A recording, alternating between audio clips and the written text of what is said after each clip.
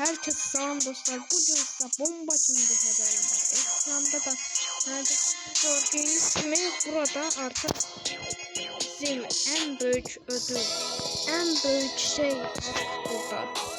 Sen bunu da var mı?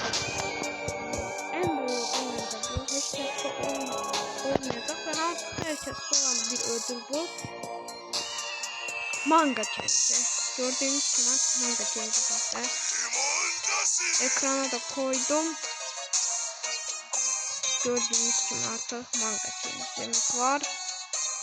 Kazanmak istiyorsanız da tez dükkana yani girin.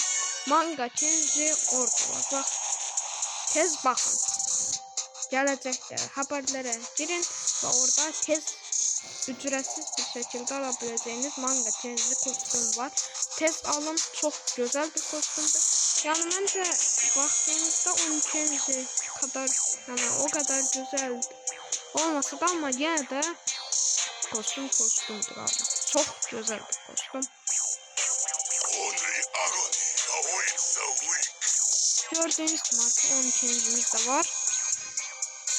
Artık Brawl Pass dayandıydım. Kaptan YouTube kanalına abone olabilirsiniz Brawl Pass için.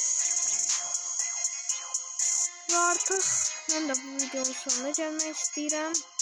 Zaman geçen günde artık tam da oldu. Hadi bakalım. Sağ olun. Özür dilerim. Sağ olun.